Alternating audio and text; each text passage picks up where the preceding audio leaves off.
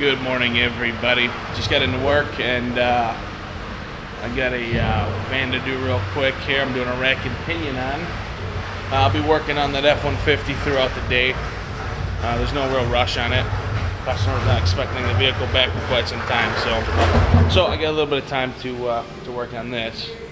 But right now, I got to replace a rack and pinion on a Chevy Venture. This here, all of this. You can see it better up in here where that heat shield is. Connects the suspension from side to side. The outer tie rod, the inner tie rod, the rack and pinion. Other inner tie rod to the outer tie rod. Connects the knuckles. Basically, it makes it gives you the power steering and everything when you turn your wheel. Makes it easy. So I'll be working on this to start off, and probably whatever else comes through the door today. And in my spare time, I'll be working on that F-150. Before I start removing the rack and pinion assembly, there's some things I like to do first. And I like to loosen the jam nut up first. That just helps in case the new rack and pinion does not come with new outer tie rods. They normally do, but sometimes they don't. So this is not really coming off too easy. It's not really just breaking loose. It's been on there probably the entire life of this vehicle. So I'm gonna heat it up a little bit with a torch and break that loose, and I'm gonna heat this nut up and get that off. And once those things are done on both sides, I could start removing the entire assembly. Now the torch doesn't need to be terribly hot flame. We're not cutting nothing. We're just heating up this the jam nut there just to break it loose.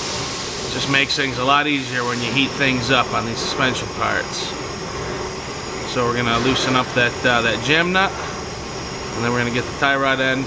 Can't loosen the nut on the tie rod end up too much, because if with enough heat transfer, it will ruin the tie rod itself internally.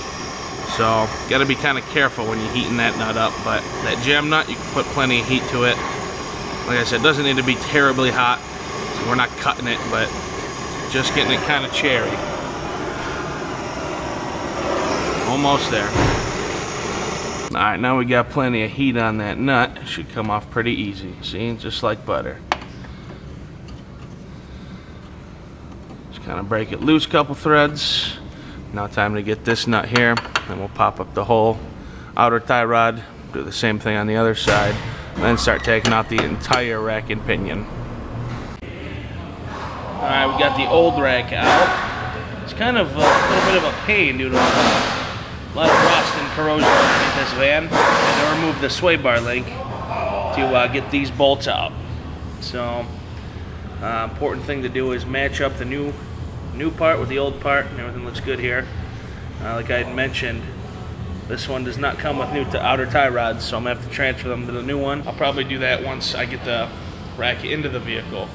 Then I'll have to be doing an alignment on this van to get it going straight down the road. See here, I had to drop this frame in the rear, the subframe, and the rack sits right here.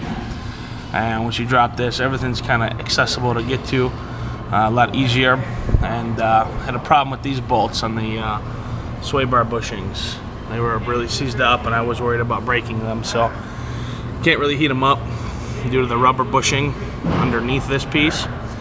And if you heat those up, you get a chance of melting them and setting them on fire and stuff. So really couldn't do that. Just enough to use a lot of PB blast to get that bolt loose. And once those came out, I was able to get those rack bolts out and get her from there. So it was easy, except for those bolts that were rusted on. Alright, we got all finished up with that van, put that rack and pinion in, everything works good. I lined it up.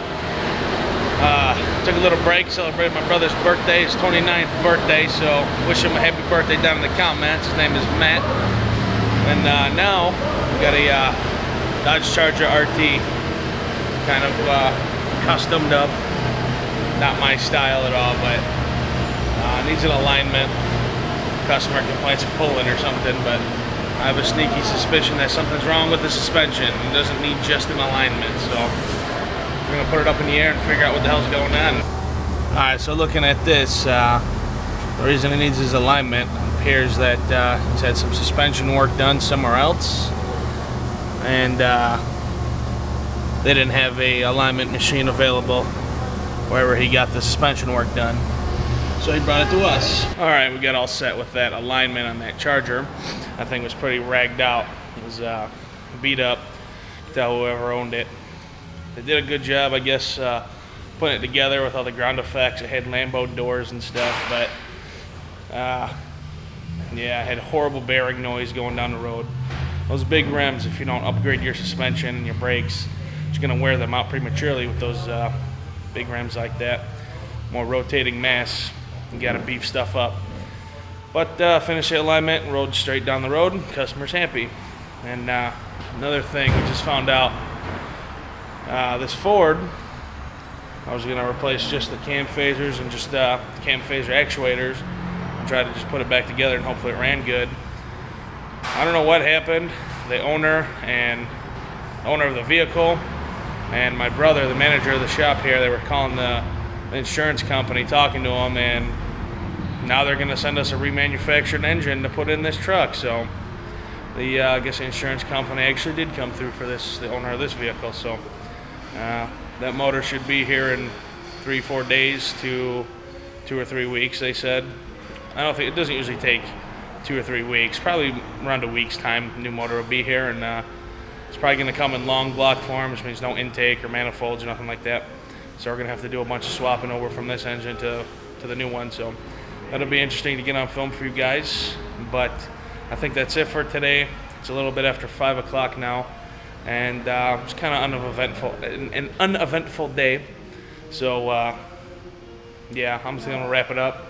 Gonna get ready to go home, and yeah, edit this video and put it on YouTube. So I appreciate you guys watching. If you enjoyed the video, please hit the like and subscribe button. It helps me out tremendously, and it lets you know every time I make a new video. So hope you guys enjoyed, and as always, run hard and get paid.